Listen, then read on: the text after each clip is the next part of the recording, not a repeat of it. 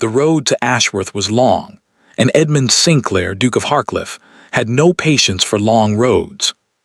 He sat inside his carriage with his arms crossed and his jaw set, watching the countryside blur past the window, fields, hedgerows, the occasional stone farmhouse. None of it interesting, none of it worth his time. He had not wanted to come. He had said so twice to his solicitor, who had listened politely and handed him the deed papers anyway. A property dispute. A tenant refusing to vacate a parcel of land on the northern edge of the Ashworth estate. The kind of thing a steward could handle. The kind of thing Edmund had people for. But the tenant had lawyers. And the lawyers had written letters. And after 4 months of letters, Edmund's solicitor had looked at him over the rim of his spectacles and said, very carefully, that perhaps his Grace's personal presence might resolve matters more efficiently. Edmund had agreed. Not because he believed it. Because he was tired of the letters. He had been tired of many things lately. The carriage rolled through a village, a small one, barely worth a name on a map. A baker's shop. A well. A handful of children chasing each other through the mud, with the absolute conviction that they were having the best moment of their lives. Edmund did not look at them. He looked at the papers in his lap. At the boundary lines drawn in careful ink. At the name of the disputing tenant, one Gerald Harwell, and the name of the property, Millfield Cottage, 2 acres, eastern boundary contested. Gerald Harwell. Edmund didn't know the name. He would by the end of the week. The carriage slowed. Edmund looked up from the papers. They were still in the village, or just past it, where the road narrowed and bent around a low stone wall. His driver had pulled the horses to a cautious walk, and Edmund could see why. There was a boy on the road. He was perhaps 5 or 6 years old. Small, with dark hair that needed cutting, wearing a coat that was slightly too large for his shoulders, the sleeves pushed up to free his hands. He was not running. He was not playing. He was standing very still in the middle of the road, watching a frog. Just standing there. Completely absorbed. As if the entire world had narrowed to this one small green creature, sitting in the mud at his feet. The carriage rolled to a full stop. Edmund's driver called down from the box, "Boy. Off the road, if you please." The child looked up. And Edmund stopped breathing. It was not a dramatic thing at first. The boy simply looked toward the carriage with wide, dark eyes, calm, unafraid, faintly curious. The way a child looks at something that has interrupted his frog watching. But Edmund had seen that look before. He had seen it in a portrait. A small portrait, painted when he was 4 years old, that had hung in the upper gallery of Harcliffe Hall for as long as he could remember. His mother had commissioned it. A serious little boy with dark eyes and a composed expression, as if he had already decided that the world was something to be observed carefully before acting upon it. That portrait was 30 years old. And this boy, standing in the mud with a frog at his feet, looked exactly like it. Edmund told himself he was imagining things.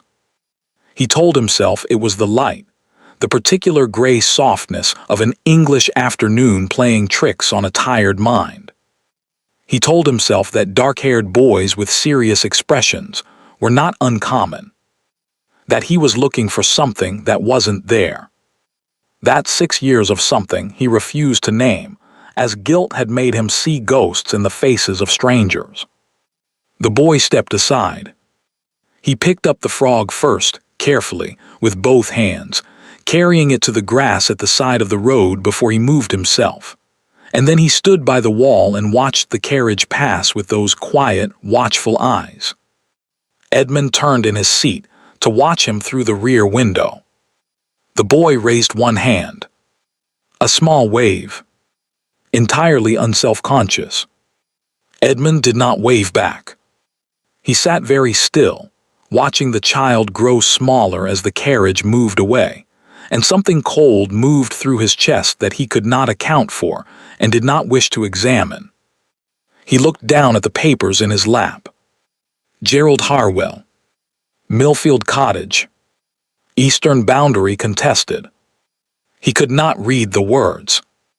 The carriage rounded a bend, and the village came back into view from a different angle, the far end of the main road, where a small market had apparently just finished. Stalls were being folded away, baskets being loaded onto carts.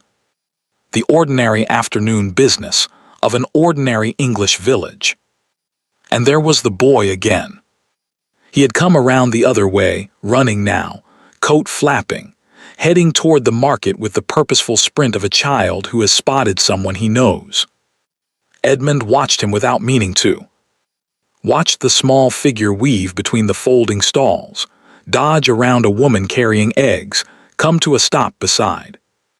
A woman. Her back was to the carriage. She was speaking to a stall holder, reaching for something on the table, and the boy ran straight into her side and grabbed her hand without breaking stride, the way children do when they are certain of their welcome.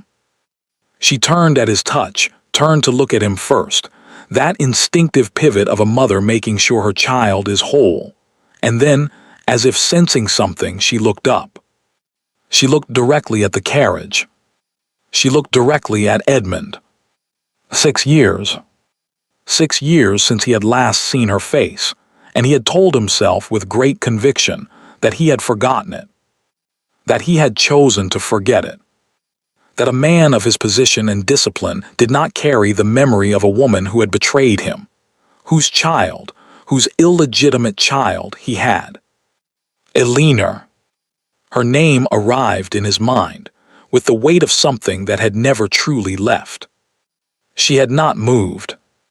She was still looking at him, and her face had gone very still, not afraid, not angry, not the dozen things he might have expected. Just still. The way a person goes still when they are deciding something important very quickly. The boy tugged her hand. She looked down at him. She said something. Edmund could not hear it through the carriage window, and she turned away, drawing the child with her, walking in the opposite direction without hurrying. She did not look back. Edmund sat in the moving carriage with his hands flat on the papers in his lap, and his mind doing something he could not stop. The boy's face. Eleanor's child. That portrait in the upper gallery. He thought about the evidence his mother had placed before him 6 years ago. A letter.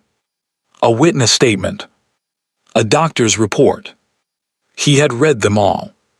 He had believed them all because they were there, because they were detailed, because his mother had never given him reason to, because he had been so certain, so absolutely certain that. He stopped. He made himself stop. He was a rational man. He dealt in evidence, in facts, in what could be proven and measured and documented. A child who resembled him meant nothing. Children resembled all manner of people. It was coincidence. It was the light. It was 6 years of something he refused to call grief making him see what he wanted, what he feared, in the face of a stranger's son. Eleanor had betrayed him. He had the evidence. He looked out the window at the passing fields and said nothing and thought about her face, the way it had gone still when she saw him, and the way she had turned away without hurrying, without flinching, without any of the guilt he had always, somewhere, expected to see.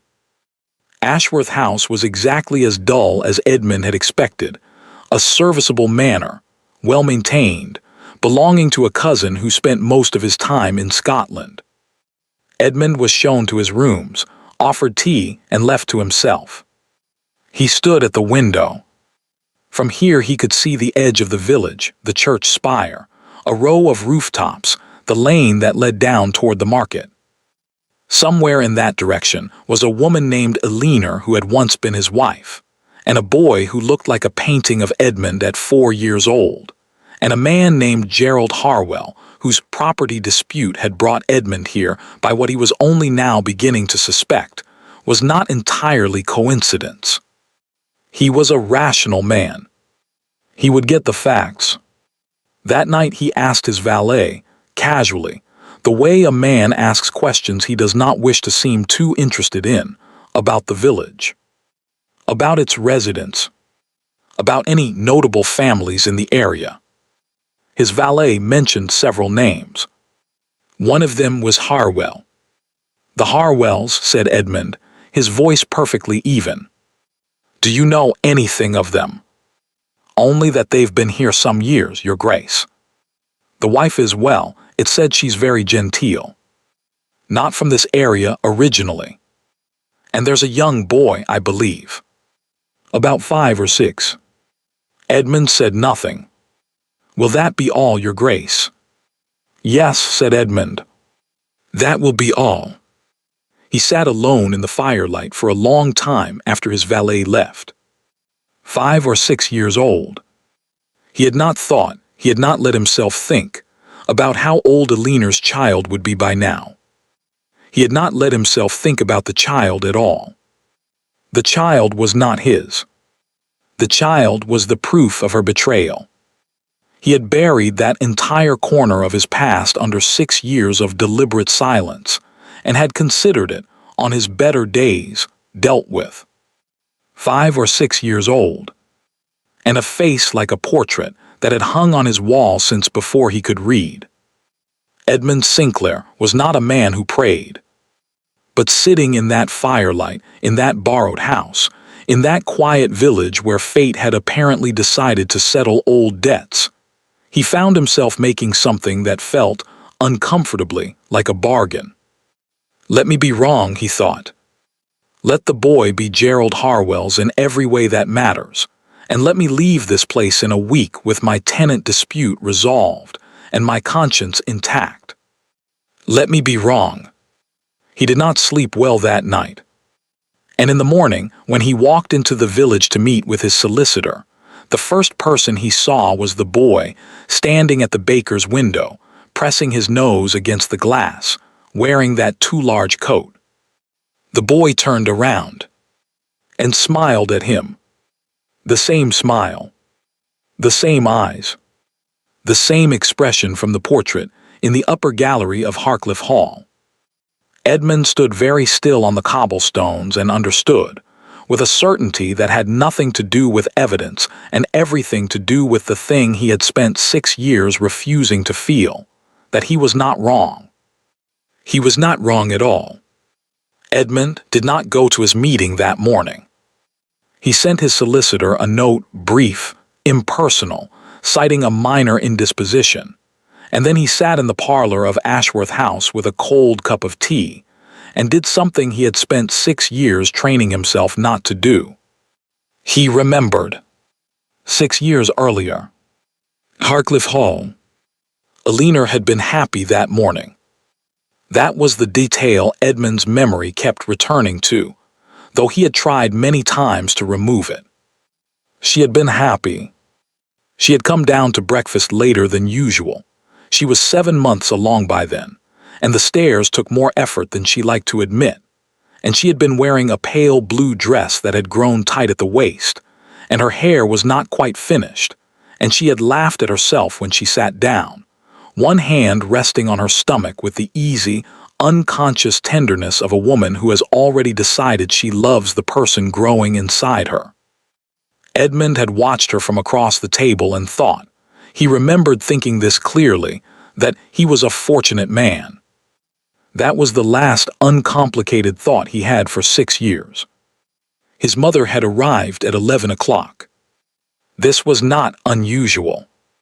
Lady Sinclair visited Harcliffe Hall often. She had, in fact, never entirely relinquished the sense that it was still her house, despite Edmund's marriage, despite Aliner's quiet and persistent attempts to make it hers. Lady Sinclair moved through the hall with the authority of a woman who had run it for 30 years, and she sat down across from Edmund in his study, with the precise posture of someone who has been preparing for a conversation for a very long time. She placed a leather folder on the desk between them. "I need you to look at something," she said. "And I need you to be calm." Edmund had looked at the folder, then at his mother. Her face was composed, carefully, deliberately composed, in the way of someone holding back something enormous.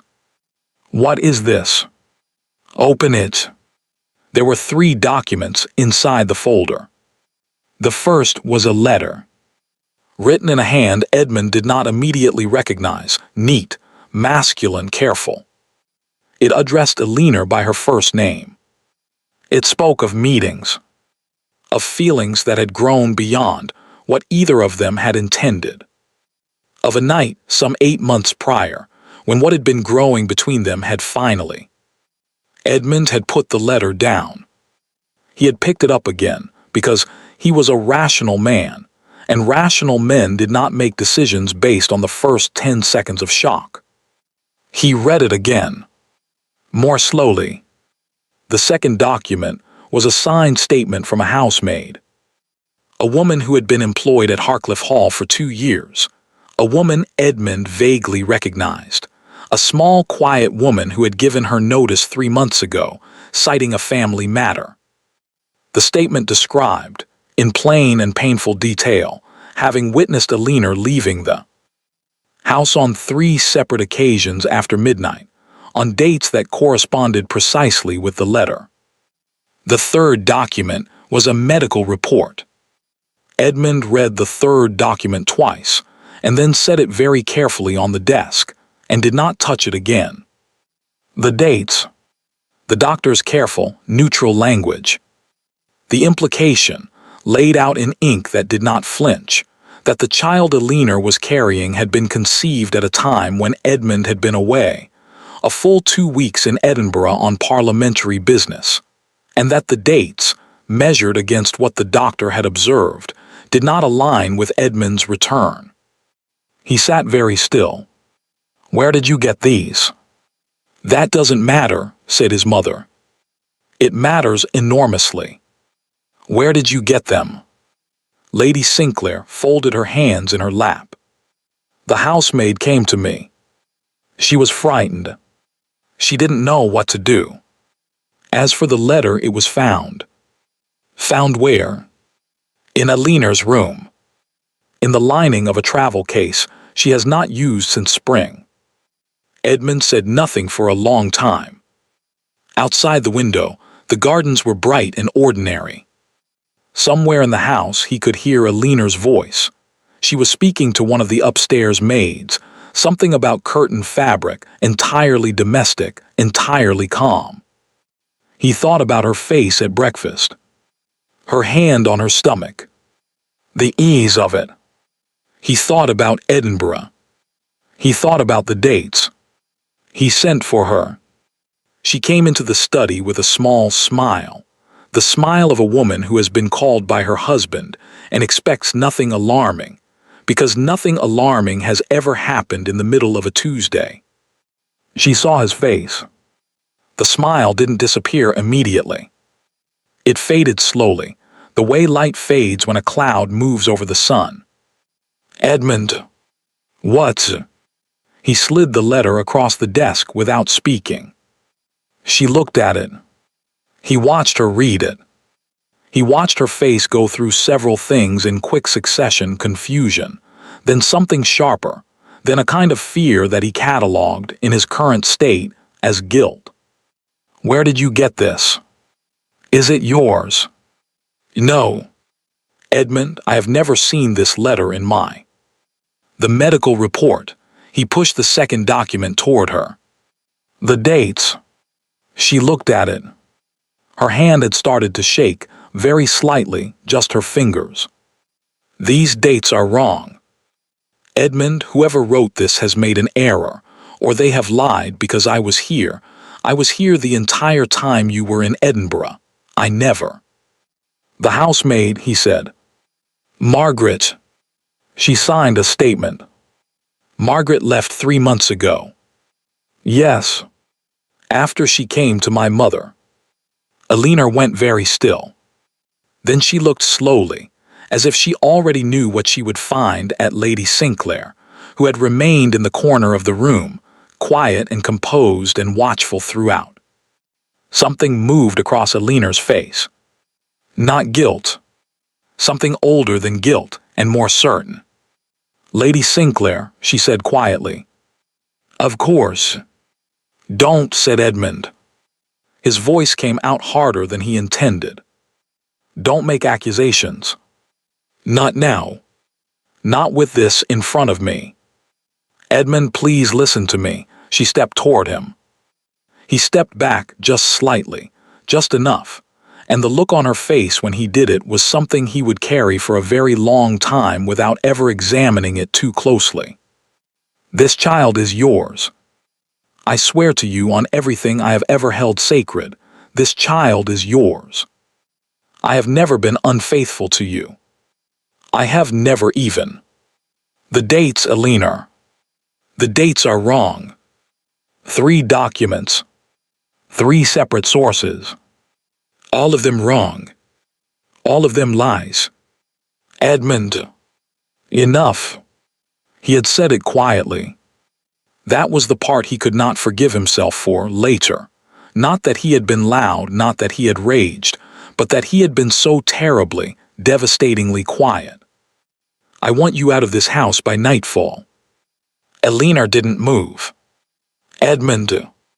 I will arrange for funds to be sent to an address of your choosing. You will not contact me. You will not contact anyone in my family. The child, he stopped. Started again. Whatever arrangements need to be made regarding the child, my solicitor will handle them. I am 7 months pregnant. I am aware. It is October. It is raining. I am aware, he said again, and turned to look out the window, because he could not look at her any more, because something in the way she was standing, something in the absolute absence of performance in her face, was making it very difficult to hold on to what he needed to hold on to. He heard her take a breath. Long, slow, the kind of breath a person takes when they are deciding not to fall apart. I will go, she said, because you have made it clear that nothing I say will reach you today. But I want you to hear one thing, Edmund. One thing, and then I will go. He said nothing. She took his silence as permission. One day you will know the truth. You will know exactly what happened in this room, and who brought those papers to your desk, and why. And on that day, I will not be here. I will not be waiting. I will not have kept a candle in the window for a man who chose documents over his own wife's word. She paused. I hope, for your sake, that the truth finds you before it is too late to matter. She left the study. He heard her footsteps in the hall, unhurried, steady, and then the sound of her on the stairs, and then nothing. Lady Sinclair rose from her chair. You did the right thing, she said. It will hurt now. These things always do. But you did the right thing. Edmund did not answer. He stood at the window and watched the rain come down across the gardens and listened to the sounds of the house, servants moving quietly, doors opening and closing, the careful orchestrated sounds of a household in the process of erasing someone from itself. And he did not move. 3 hours later, a carriage left through the front gates. Edmund stood at the upstairs window. He watched it go. In the parlor of Ashworth House, the fire had burned low. Edmund's tea was stone cold. He had not touched it. He was sitting with his elbows on his knees and his hands clasped in front of him, staring at nothing, doing the arithmetic he had refused to do for 6 years. Edinburgh. 2 weeks away. His return. He had always been good at numbers. Figures, dates, measurements, these were his domain. He had simply, deliberately, chosen not to apply them to this particular problem. Because the documents had been there. Because three sources were three sources. Because it was easier, in the wreckage of everything, to believe the evidence than to believe that his mother had. He stopped. He made himself go further this time. Because it was easier to believe the evidence than to believe that his mother, who had never liked Eleanor, who had said so before the wedding and had never quite stopped saying it, who had made no secret of her preference for a different match, a more strategic match, a match that consolidated rather than complicated, had constructed 3 documents and a dismissed housemaid, and a medical report to take from him, the one thing that had made the last several years of his life feel like something worth having. He sat with that thought. He let himself sit with it. Outside, the village went about its morning. Somewhere out there, a small boy in a too large coat was doing whatever small boys did on gray October mornings. Watching frogs, perhaps. Pressing his nose against bakery windows. Smiling at strangers with a smile Edmund had last seen in a portrait 30 years old. He had sent her out into the rain. 7 months pregnant, in October, with nothing but the quiet dignity she had refused to surrender, and one promise she had made to a man who did not deserve it. One day you will know the truth. Edmund rose from his chair. He straightened his coat. He picked up his hat from the table by the door, and he walked out of Ashworth House into the gray morning air with the particular expression of a man who has just understood something very large and very bad, and who has decided, with every disciplined fiber of his considerable will, to find out exactly how bad it is. He was going to get the facts. All of them this time. Starting with Gerald Harwell. Eleanor Harwell woke at 5:30 every morning without an alarm. This was not a habit she had chosen. It was one she had developed, slowly and without noticing, over the course of 6 years. The body's answer to a life that required her to be ready before anyone else was asking. She would lie still for exactly 1 minute in the gray pre-dawn quiet, listening for James, and when she heard nothing she would rise, dress without lighting a candle, and go downstairs to start the kitchen fire herself. The cook arrived at 6. Eleanor was always there first. Gerald, on the mornings he was home, slept until 9. Millfield Cottage was not, strictly speaking, a cottage. It had 8 rooms, a serviceable garden, and a parlor that Eleanor had made genuinely pleasant over the years with the kind of patient, economical effort that goes entirely unnoticed until the day it stops. She had hung curtains in the right colors. She had arranged furniture to catch the afternoon light. She had planted sweet peas along the eastern wall because James liked to watch bees, and the bees liked sweet peas, and some pleasures cost nothing. It was not Harcliffe Hall. She did not allow herself to think about Harcliffe Hall. James came downstairs at 6:30, as he always did, with his hair going in 3 directions and his left stocking half off, and a look of absolute morning contentment that Eleanor suspected he had been born with, and that no amount of difficult circumstance had yet managed to remove. He sat at the kitchen table and watched her make porridge and told her, in great detail, about a dream he'd had involving a talking horse who was also, somehow, the village blacksmith. Eleanor listened to every word. This was the part of the day she guarded most fiercely. This hour before Gerald woke, before the house required her to be a wife instead of a mother, when it was just the 2 of them and the fire and James's voice filling the kitchen with everything that still, despite everything, made her life feel like something worth having. She looked at him across the table, really looked, the way she still sometimes allowed herself, and she saw Edmund's jaw and Edmund's eyes, and the particular way Edmund had of going completely still when something caught his attention. James was doing it now, watching a spider make its way across the window glass, with the focused, scientific interest of a boy who found the world endlessly worth examining. Eleanor looked away. She stirred the porridge and said nothing, and loved her son with the ferocious, uncomplicated love that had been, for 6 years, the only feeling she permitted herself to have without reservation. Gerald Harwell came downstairs at 9:15, which was later than usual, which meant he had been at the decanter again last night after Eleanor had gone to bed. She could always tell. Not from his face. Gerald was skilled at faces. It was one of the first things she had noticed about him, how easily he arranged his expression into whatever the moment required. She could tell from the way he moved through the kitchen doorway. A fraction too careful. A fraction too deliberate, like a man navigating by memory rather than by sight. "Morning," he said. "Good morning," said Eleanor. "There's tea." Gerald sat down.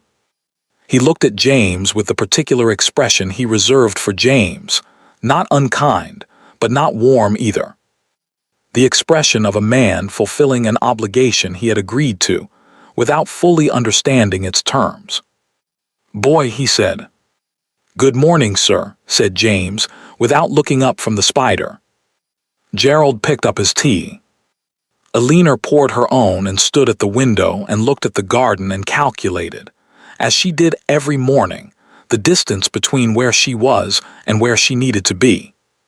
People sometimes asked Eleanor, carefully, obliquely, in the way that English people ask questions they are not entirely sure they should be asking, how she had come to settle in Ashworth. It was not her home county. She had no family in the area. And yet here she was. She always gave the same answer. She had come through the area some years ago and found it agreeable. Gerald had been kind. It had seemed like a sensible arrangement. All of this was technically true.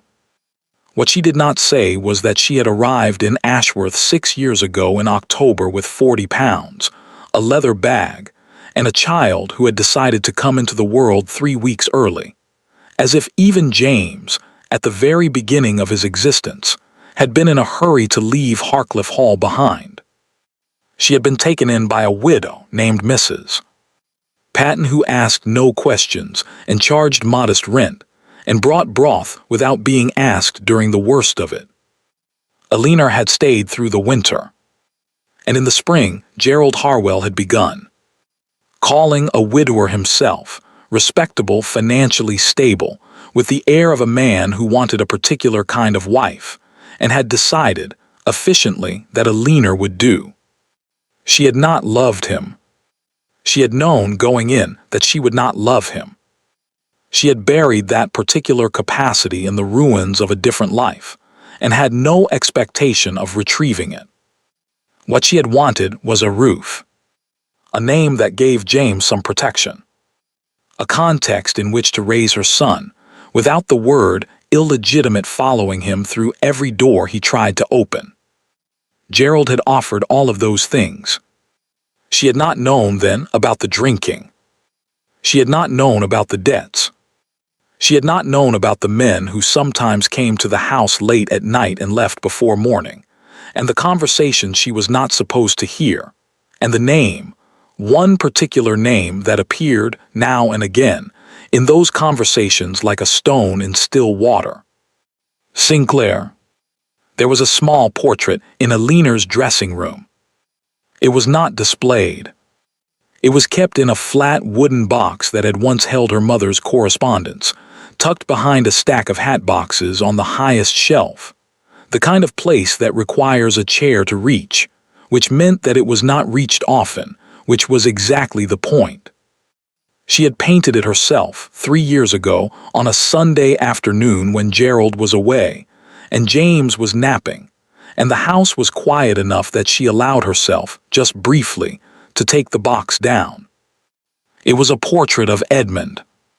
Not from memory alone, she had worked from a miniature she had kept, a small formal thing painted the year they married, which she had hidden in the lining of a glove, and which had therefore survived the night she left with almost nothing. The portrait she had painted was larger than the miniature. more detailed. She had spent the afternoon getting the eyes right, the particular quality of attention in them, the way they could go, in the space of a moment, from warm to unreadable. She had not painted it because she was not over him. She had painted it because James deserved to know someday what his father looked like. Because she was not going to construct a fiction around her son's origins, not entirely, not forever. Because there would come a day when James would ask, and she would need to show him something true. That was what she told herself. She put it away again after an hour, and did not take it down for another 4 months. She had not expected to see him. She had been at the market because she went to the market every Thursday, and it was Thursday, and she needed ribbon and butter and a new candle mold.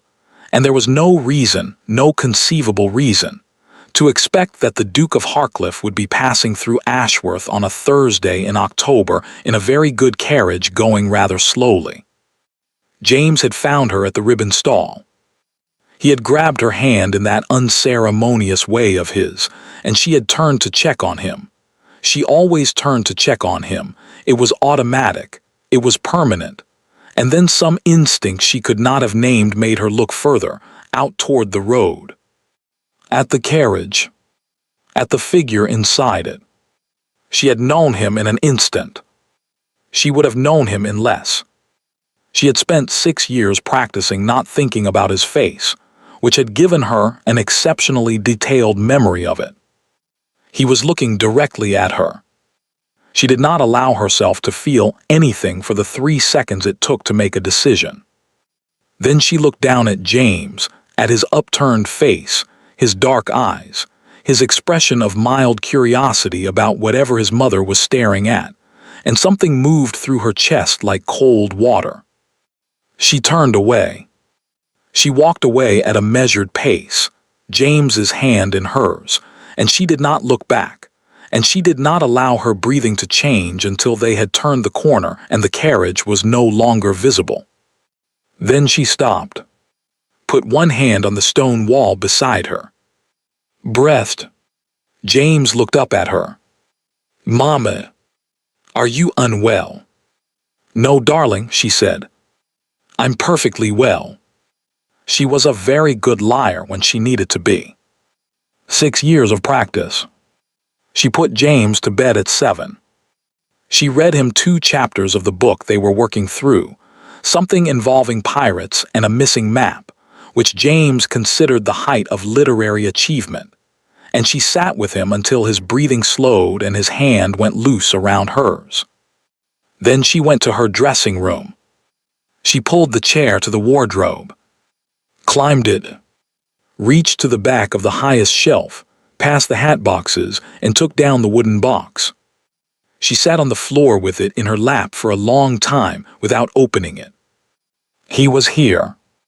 He was in Ashworth, which meant he was here for the property dispute. Gerald had mentioned it, weeks ago, with the careful casualness of a man mentioning something he does not want to appear to care about. The Duke of Harcliffe. The contested boundary. Edmund was here on business and would leave when the business was concluded and would never know, had no reason to know, that the woman at the market was.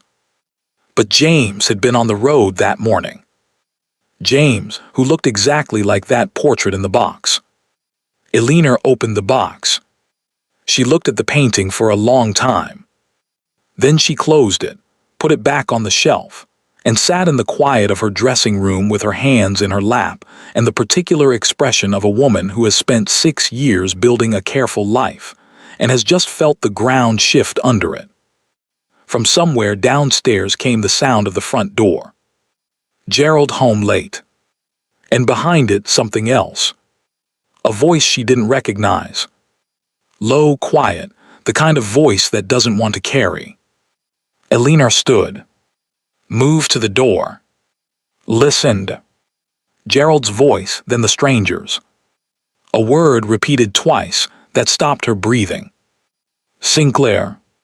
She stood very still in the dark of the upstairs corridor with her hand on the door frame and her heart doing something loud and inconvenient.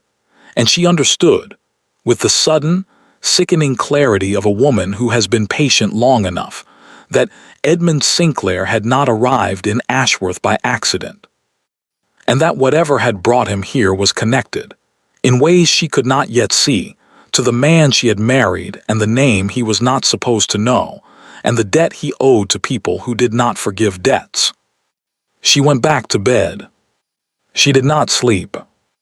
And in the morning, when James came downstairs with his hair in 3 directions and told her about another dream, this one involving a duke who could talk to horses, Alina poured his porridge and said nothing and decided, quietly and without drama, that she was done being careful. It was time to find out exactly what Gerald Harwell had to do with the Sinclairs. Before someone else did. Edmund Sinclair had built his reputation, in part, on knowing when a thing did not add up. In Parliament, in business, in the long, careful management of an estate that encompassed 11 properties across 4 counties, he had learned that the most dangerous errors were not the obvious ones. The obvious ones announced themselves. The dangerous errors were the ones that looked like everything was fine. That looked, in fact, slightly too fine. Too neat. Too resolved. He was thinking about this as he walked through Ashworth Village on Friday morning, with no particular destination, an extremely particular purpose. 3 documents. 6 years ago. 3 separate sources, all pointing to the same conclusion, all arriving on the same morning, all delivered by his mother. He had believed them because they were there. Because they were detailed. Because he had been in shock, and his mother had been calm, and Alina had seemed guilty. He thought about Alina's face now. Not the face he had catalogued as guilt 6 years ago. The face she had made when she saw Lady Sinclair in the corner of the room. Not guilt. Recognition. Of course, she had said. As if she had always known it would come from that direction, and had only been waiting to find out when. His meeting with the local solicitor regarding the Harwell property dispute lasted 23 minutes, which was 18 minutes longer than Edmund needed, and 5 minutes shorter than the solicitor would have liked. Edmund agreed to the relevant terms, signed the relevant papers, and then, very casually, the way a man asks questions he has already decided are important, mentioned that he had encountered a Mrs. Harwell in the village, and believed she might be an acquaintance of an acquaintance. The solicitor brightened. People in small villages always brighten when asked about other people in small villages. It is one of the more reliable constants of English life. Mrs. Harwell, yes, charming woman. Came to the area perhaps 6 years ago, I believe. Before my time here, but I understand she arrived rather suddenly. Married Mr. Harwell within the year. And Mr. Harwell, said Edmund. A local man. Not originally, no. He came from somewhere in the north. He has various business interests. The solicitor's voice had shifted, very slightly, on the words various business interests. The shift of a man choosing diplomatic language for something that did not entirely deserve it. What sort of interests? A pause. He keeps rather varied company, Your Grace. That is perhaps the most accurate way I can put it. Edmund noted the pause. He noted the phrasing. He thanked the solicitor and left. There was a letter waiting for him at Ashworth House when he returned. He had written to his London secretary the previous evening, a carefully worded request for any information available regarding one Gerald Harwell, business connections, financial standing, known associates. The response, for a letter sent barely 24 hours ago, was impressively fast, which meant his secretary had not needed to look far. Edmund read it standing in the hall, still in his coat. Gerald Harwell had debts. Significant ones, accumulated over several years through a combination of gambling, failed speculation, and what the letter delicately described as arrangements with parties of uncertain reputation. He had twice narrowly avoided legal proceedings. His current financial position was, according to Edmund's secretary's sources, precarious at best. And he had buried near the bottom of the letter, in the same careful tone, a long-standing connection to a firm of money lenders whose primary London patron was known to operate under the protection of a peer of the realm. The peer's name was not given, but the firm's name was. Edmund had seen that firm's name before, in his mother's household accounts. 3 years ago, when he had been reviewing her finances after his father's death, and she had explained, briefly and without elaboration, that she had made some investments through an intermediary. He stood in the hall for a long time. Then he called for his valet and asked him to arrange a private meeting with the oldest member of the Ashworth house staff, the housekeeper, who had been in service locally for 40 years and who, in Edmund's experience, knew considerably more about the area's residents than anyone had ever asked her. Her name was Mrs. Born, and she was 71 years old, and she had the expression of a woman who has seen everything twice and found it only mildly surprising the second time. She sat across from Edmund in the small sitting room off the kitchen and folded her hands and waited to see what sort of questions this Duke was going to ask and whether he was the sort of man worth answering honestly. Edmund asked her about Gerald Harwell. Mrs. Bourne looked at him for a moment. Then she said, "What would you like to know, Your Grace?" "Whatever you think I should." Another pause. Longer this time. Then, "He drinks. Not so that strangers notice, but the village notices. He has men come to the house late at night, different men, sometimes, but the same type of men. He is not cruel to the boy, but he is not kind either. And Mrs. Harwell." She stopped. "Mrs. Harwell," Edmund repeated quietly. "She manages," said Mrs. Bourne, with a particular emphasis on the word manages that communicated, without saying anything directly, everything Edmund needed to understand about the texture of a leaner's daily life. "She is well liked here. She is a good woman, Your Grace. A very good woman who came to us in difficult circumstances and has made the best of what she was given." She looked at him steadily when she said it, as if she knew, or suspected, more about those difficult circumstances than she intended to say. Edmund held her gaze. "The boy," he said. "James. How old is he?" "5, Your Grace. 6 in December." Edmund did the arithmetic he had been doing for 3 days. He had it memorized by now. "Thank you, Mrs. Bourne," he said. "You have been very helpful." Mrs. Bourne rose, smoothed her apron, and moved toward the door. Then she stopped. "Your Grace," she said without turning around. "The boy has your eyes." She left before he could respond. Thomas Reeve had been Edmund's personal footman for 11 years before he left Harcliffe Hall service to marry a woman from Wiltshire and open a modest inn on the road south of Ashworth. Edmund had written a reference. He had attended the wedding. He had not thought about Thomas Reeve in 4 years. He was thinking about him now, because Thomas Reeve had been present at Harcliffe Hall 6 years ago.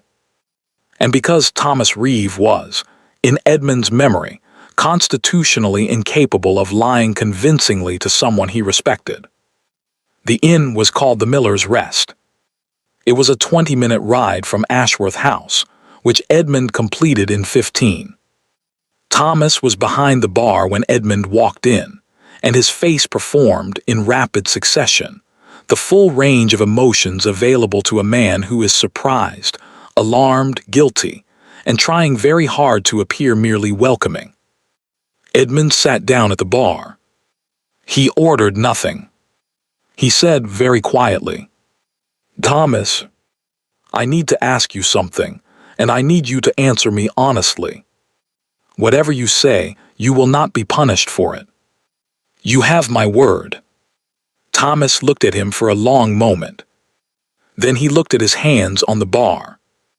"It was Lady Sinclair," he said. His voice was low, and it was miserable, and it was the voice of a man who has been waiting for this conversation for 6 years. "She came to me 2 weeks before, maybe 3. She said she needed someone on the staff to confirm a statement. She said it was important. She said," he stopped. "She paid me, Your Grace. £50. I had debts and she paid me £50 and I signed the statement, and I have thought about it every day since. The statement about Mrs. About Eleanor. About her leaving the house at night." "It was false," said Thomas. "All of it. She never left. Not once. I know because I was there. I was always there. It was my post. She never left that house after dark, not a single night. I lied, Your Grace. I lied, and he stopped again. Swallowed. She was put out in October. In the rain. 7 months gone. And I signed the paper that did it." Edmund's hands were flat on the bar. Very still. Very deliberate. "The doctor's report," he said. "Do you know anything about how it was obtained?" "I know the doctor," said Thomas quietly. "Dr. Alcott. He retired the year after. Moved abroad. He and Lady Sinclair, they were known to each other from before. I don't know what was said between them. But I know the dates in that report were not what he told Mrs. Sinclair in the summer. I heard him myself, in August, telling her the confinement was expected in January. And then in October the report said different." Edmund said nothing. "January. The child was expected in January, which meant conception in April, which was not Edinburgh, which was home, which was exactly when Edmund had been home. He rode back to Ashworth House slowly. This was not because he was uncertain. He was, in fact, more certain than he had been about anything in 6 years. The certainty sat in his chest like a stone, heavy, immovable and sharp at every edge. His mother had forged a letter, bribed a footman, arranged a false medical report through a physician who had since conveniently left the country. She had constructed, with patience and precision and what must have been months of planning, the exact architecture of evidence needed to convince a rational man that his wife had betrayed him. And he had believed it. He had believed it because he was rational, and rational men believe evidence. Because the documents were there, and Eleanor's word was only her word, and his mother had never, had always, he had trusted. He stopped the horse at the top of the hill above the village. Below him, in the late afternoon light, Ashworth spread out in its ordinary, quiet way. Smoke from chimneys. A dog barking somewhere. The lane that led past the market, past the bakery, down to the eastern edge of the village where Millfield Cottage sat behind its stone wall with its sweet peas gone to seed for winter. Eleanor was down there. Eleanor, who had told him the truth in his study 6 years ago while he stared out the window because he could not bear to look at her. Who had walked out into the October rain with £40 and a child who was coming too soon. Who had built a life, a careful, economical, genuinely decent life, out of what he had left her with. Who had, he now understood, married Gerald Harwell. Gerald Harwell, with his late-night visitors and his uncertain finances, and his connection to a firm that traced back, through careful and deliberate layers, to Lady Sinclair's household accounts. Not a coincidence. Not a coincidence at all. Edmund sat on his horse at the top of the hill and looked at the village below him and understood, fully and without mitigation, the shape of what his mother had done. She had not simply removed Alina from his life. She had placed her somewhere she could be watched, controlled, kept within reach of people who owed Lady Sinclair favors, in a house with a man who owed Lady Sinclair money, in a situation from which Alina could not easily leave without losing the one thing, her son's stability, that she would never risk. It was not cruelty for its own sake. Lady Sinclair was not cruel for its own sake. It was architecture. It was the long, patient construction of a situation that served her purposes, maintained her control, and kept Edmund's heir, because she must have known, she must have always known within her indirect reach. Edmund turned his horse toward Ashworth House. He needed to write a letter to his mother, and he needed to choose his words very, very carefully, because the wrong ones would warn her. And Lady Sinclair, warned, was considerably more dangerous than Lady Sinclair surprised. Edmund had not planned to go near Millfield Cottage.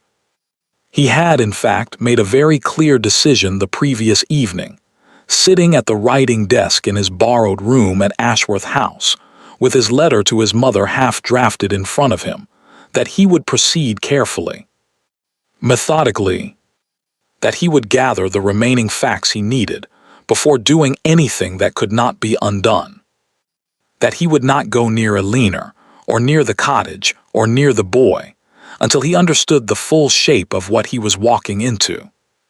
This was the rational course of action.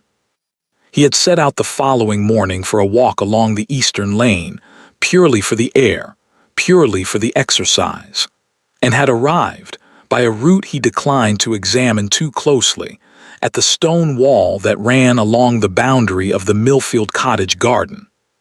He stopped, told himself he would turn back in a moment. From inside the garden came the sound of a small boy conducting a very serious conversation with what appeared, from the evidence available, to be a stick. James was alone.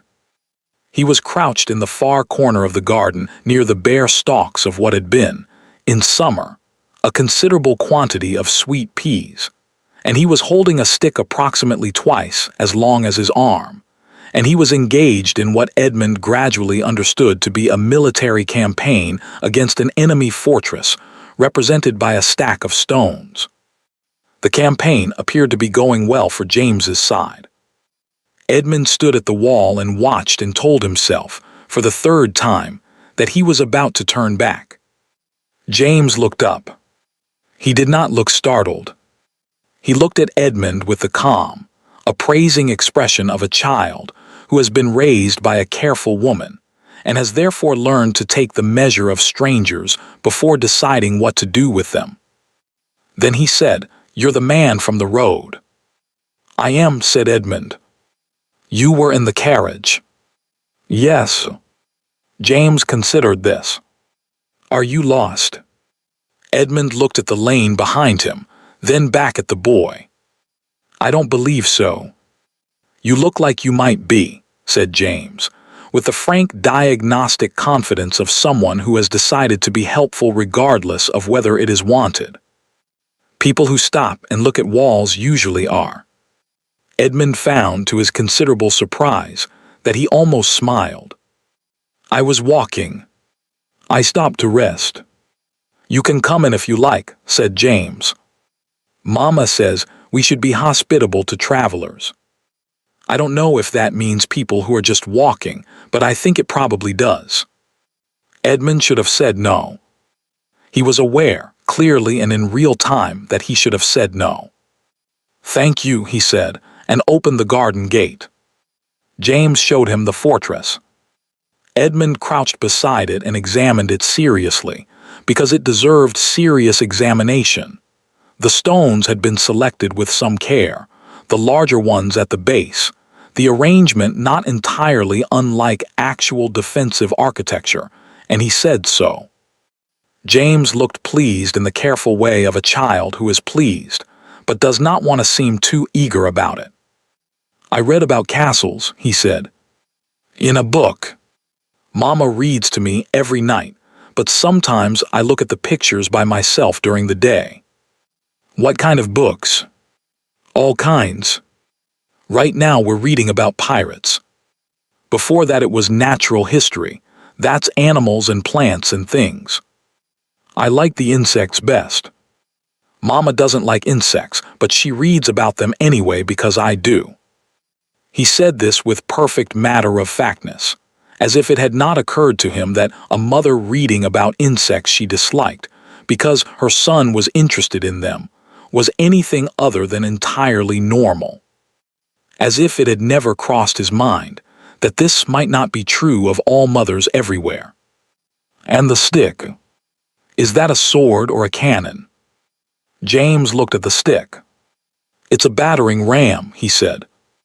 Swords don't work on fortresses. You have to either go over the walls or break the gate. I'm breaking the gate. Sound strategy, said Edmund. James looked at him with sudden sharp attention. Do you know about strategy? A little. From books or from real life? Edmund thought about this. Both, I think. James nodded slowly, the nod of someone filing information away for later use. My name is James, he said. What's yours? A beat. Very small. Edmund. Edmund, James repeated, testing the sound of it. That's a good name. It sounds like someone important. Edmund said nothing for a moment. Does it? Mama says names matter, said James. She says they carry weight. Mine is James William. William was my grandfather's name. I never met him, but Mama says he was kind. Edmund's father had been kind. Had been, in fact, considerably kinder than his mother, which Edmund had understood only in retrospect and too late. He did not say this. He said, Your mother sounds like a thoughtful person. She is, said James simply. She's the most thoughtful person I know. She thinks about everything before she does it. She says it saves time later. The assault on the fortress reached a critical phase approximately 10 minutes later, when James climbed onto the low stone bench at the garden's edge to gain what he explained was a tactical height advantage, lost his footing on the damp wood, and came down sideways onto the gravel path. Edmund was beside him before the boy had finished registering what had happened. James sat up, looked at his knee, a tear in the stocking, blood beginning to show at the surface. He looked at it with the focused, analytical expression of someone assessing damage rather than reacting to pain. Then his face did something, a small, involuntary crumple, quickly controlled, the face of a child who has been taught, or has taught himself, not to make a fuss. Edmund felt something move through him that he had no name for and did not try to name. All right, he said very quietly. Let me see. James extended his leg with the solemn compliance of someone submitting to a medical inspection. Edmund examined the knee. Superficial, nothing serious, but it stung, clearly, and the boy's jaw was set in the determined way of someone refusing to let it show how much. Edmund had seen that jaw before. In a mirror for 35 years. It needs cleaning, he said. Is your mother at home? She went to Mrs. Bourne's, said James. She'll be back soon. I meant to stay in the garden. A pause. I was in the garden. You were, Edmund agreed. Do you know where the kitchen is? It's my house, said James with a flicker of dignity. Of course. Can you walk on it? James stood, tested the leg, nodded once with the stoic practicality of a small soldier. They went inside together. The kitchen was warm and orderly. Edmund found a cloth, found water, found. After James directed him with the authority of a child who knows exactly where things live in his own house. A small tin of salve on the shelf above the fireplace. He cleaned the knee with as much efficiency and as little fuss as possible, and James sat on the kitchen table and watched him do it with the same focused attention he had given to the fortress and the frog and everything else that came within his orbit. "You're good at that," James observed. "I've had practice." "Did you have children?" Edmund's hand stilled. Just for a moment. "No," he said. "Brothers then?" "Or sisters?" "No. I was an only child." "Me too," said James. "I don't mind. Mama says it means I get her full attention, which is better than half attention from twice as many people." He thought about this. "I think I agree. But sometimes I wonder what it would be like to have a brother. Someone to do the fortress with." Edmund applied the salve and said nothing, and kept his face very still. "You look like someone," said James. Edmund looked up. "Do I? I thought so on the road too. When I saw you in the carriage." James tilted his head. "There's a picture. In Mama's room. She keeps it in a box, but sometimes she takes it out, and I've seen it once. A painting of a man. You look like him." The kitchen was very quiet. "Who is the man in the painting?" Edmund asked. His voice came out level. He was rather proud of that. James looked at him with those dark, serious eyes. "I don't know," he said. "Mama never said. But she looks at it the way she looks at things that matter. Very carefully. And then she puts it away." He paused. "Do you know her?" "My mama." You both looked at each other at the market, and then she walked away very fast, which she only does when something is important. Edmund looked at this child, this particular child with his too large coat and his stone fortresses and his absolute, unself-conscious intelligence, and felt something enormous move through him that he had no intention of showing and no ability to stop. "We knew each other," he said carefully. "A long time ago." James absorbed this. "Were you friends?" A long pause. "Yes," Edmund said. "We were friends." James nodded, satisfied. "Then what happened?" Edmund looked at him for a moment. Then he looked at the salve tin in his hand. "I made a mistake," he said. "A large one. And by the time I understood it, it seemed too late to fix." "Mama says it's never too late to fix a mistake," said James. "She says the only thing worse than making one is deciding you can't undo it and not trying." Edmund said nothing for a long moment. "Your mother," he said finally, "is a very wise woman." "I know," said James. "I tell her that, but she says I'm biased." He slid off the table, tested the knee again, found it acceptable. "Are you going to try to fix it?" Edmund stood. He put the salve tin back on the shelf. He straightened his coat. And then he looked at this boy with his eyes and his jaw and Aliner's directness and Aliner's intelligence and Aliner's absolute refusal to accept a thing without examining it first. And he thought, "I have already lost 6 years. I will not lose another day." "Yes," he said. "I am going to try." She came through the garden gate 2 minutes later. She saw Edmund through the kitchen window before she reached the door. She stopped walking completely for exactly 3 seconds. And then she came inside with the expression of a woman who has had 2 minutes to prepare for something and has used them well. "James," she said. Her voice was perfectly steady. "What happened to your knee?" "I fell off the bench." "Edmund fixed it." Alina looked at Edmund. Edmund looked at Alina. Between them, Entirely unaware of what was passing over his head, James picked up his stick from the corner where he had left it and announced that he was returning to the campaign. The door closed behind him. Alina and Edmund stood in her kitchen in the silence that follows 6 years of things unsaid, and neither of them spoke, and the fire crackled in the grate, and outside James could be heard issuing stern military instructions to an enemy who was not going to win. "You shouldn't be here," Alina said at last. "I know," said Edmund. "Edmund, I spoke to Thomas Reeve," he said quietly. The color left her face. Not in a dramatic way, Alina did nothing dramatically.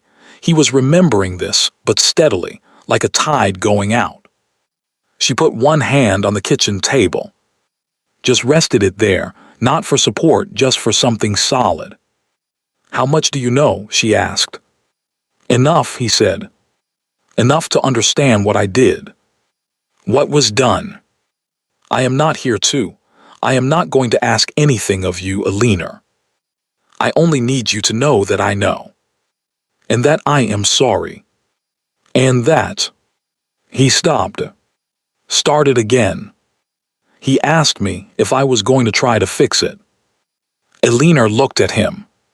Something moved across her face, complicated, layered, the face of a woman holding a very large number of things at once. "He's 5 years old," she said. "He doesn't understand what he's asking." "No," Edmund agreed. "But I do." She looked at him for a long time. Outside, James was narrating the fall of the fortress with great satisfaction. The battering ram had apparently succeeded. The enemy was in full retreat.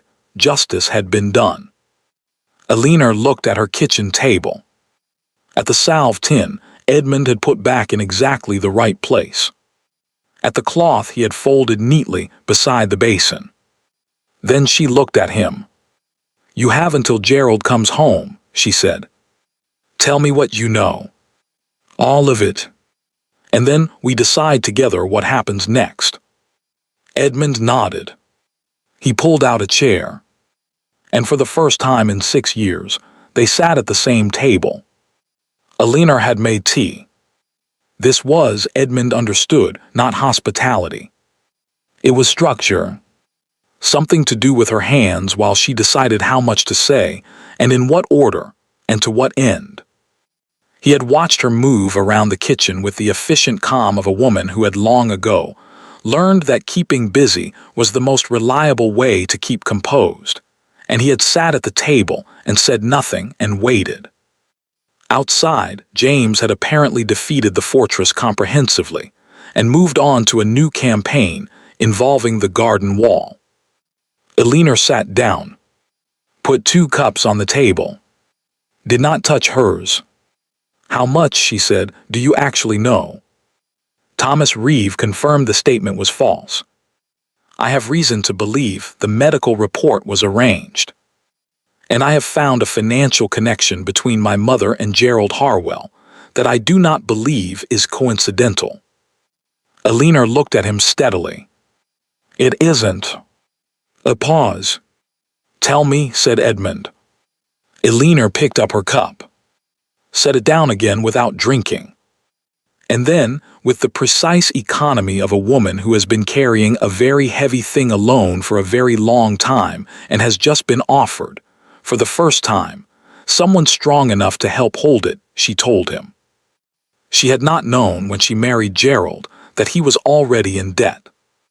She had known he was not wealthy, not in the way Edmund was wealthy, not in the way she had once, briefly and without quite realizing it, taken for granted. But he had a house. He had an income, modest but present. He had spoken of investments, of prospects, of a business arrangement in the north that was going to resolve itself favorably within the year. She had not investigated. She had been 23 years old with a newborn son and 40 pounds, and a widow's room in a village that was not her home, and Gerald Harwell had offered her a door she could close against the weather. She had walked through it. The business arrangement in the north had not resolved itself favorably. She had understood this gradually over the first 2 years, through the accumulation of small evidence. The way Gerald went still when certain letters arrived. The way he left early in the morning sometimes and came back late, with the careful movements of a man who had been drinking but did not want her to know. The way he occasionally looked at her, not with warmth, not even with the mild regard of a man who had made a sensible arrangement, but with something more calculating, as if he were assessing her value against an amount she did not know she represented. In the 3rd year, she had found a letter. She had not been searching. She had been looking for the household accounts book, which Gerald kept in his desk drawer, and which she needed to reconcile the quarterly expenses. The letter had been folded inside the accounts book, as if placed there deliberately or left there carelessly. She had never been entirely sure which. It was from a firm of money lenders in London. It outlined, in the flat, precise language of men who deal in debt professionally, the current balance of what Gerald owed them. The figure was considerable. The interest was compounding. And at the bottom, in a different hand, a hand she recognized immediately because she had received enough formal correspondence in her previous life to know the handwriting of a woman who signed everything with the same careful authority. There was a notation. Arrangements as discussed. The asset remains in place. Do not contact the subject directly. The asset. Elinor had stood at Gerald's desk with the letter in her hands for a long time. Then she had put it back exactly where she found it, closed the drawer, gone upstairs, and sat on the edge of her bed and been very, very still for approximately 10 minutes. Then she had gone back downstairs and made supper and helped James with his letters, and done everything that was required of her with perfect composure, because composure was the only weapon she had, and she had learned, in the hardest possible school, not to deploy it carelessly. She arranged it, Elinor said. Her voice was level. It had the quality of something that has been said, privately, many times before, turned over and examined so often that it no longer has the power to shock, only to exhaust. Lady Sinclair. She found Gerald through the money lenders. I believe he owed them before she became involved, and she purchased the debt. That gave her leverage over him. She then directed him, I think is the word, toward me. Edmund was very still. She arranged your marriage. She arranged the conditions that made it likely, Elinor said carefully. Mrs. Patton, the widow who took me in, I think now that she was not as accidental a kindness as she seemed. She knew exactly who I was. She was very warm. She introduced me to several people, and Gerald was among them, and he was very attentive at a time when I had very little basis for comparison. She paused. I don't believe Mrs. Patton knew the full picture. I think she was simply told to be helpful to a woman in difficulty, and to mention, in due course, that Gerald Harwell was a widower of good standing. The rest arranged itself. Edmund looked at the table. Why, he said. Why go to that trouble? She had already removed you. What did she gain by placing you here, specifically? Elinor looked at him. Control, she said simply. Over James. She couldn't be certain, when she sent me away, that I wouldn't find some means of proving what she had done, or of reaching you, or of establishing James's legitimacy through legal channels. As long as I was destitute and alone, I was manageable. But a woman with nothing can become desperate, and desperate women do unpredictable things. She wrapped her hands around her cup. But a woman with a house, with a husband, with a child settled in a school, and a name that gave him protection, that woman has something to lose. That woman stays where she is put. That woman does not make trouble, because making trouble risks everything she has built. She paused. She gave you just enough to keep you still. Yes, said Eleanor. That is exactly what she did. The last year had been different. Eleanor described it quietly and without drama. The drinking worsening, the late-night visitors more frequent, Gerald's temper shortening in ways that had not yet become dangerous, but had begun to carry the particular quality of a man who is running out of road. He had borrowed more, she believed, beyond what Lady Sinclair's firm held from other sources, less patient ones. He had made promises he could not keep. And recently, in the last few months, he had begun looking at Eleanor again with that calculating expression, but differently now. Less like a man assessing value, and more like a man considering how to liquidate an asset he no longer wanted to maintain. He said something to me, Eleanor said. 3 weeks ago. We had argued about money, about the household accounts, which he has been increasingly unwilling to let me manage. He said, she stopped. He said that I should remember who had given me a name, and that names could be taken away as easily as they were given. Edmund looked at her. He threatened you. He reminded me of my position, Eleanor said, with a precision that was itself a form of anger, which amounts to the same thing. And James is the reason I have not left. She said it flatly, without apology. An unmarried woman with an illegitimate child has no legal standing. If Gerald chose to contest custody, if he chose to make public the circumstances of James's birth, I would have no recourse. None. The law does not protect women in my position, Edmund. It never has. The kitchen was very quiet.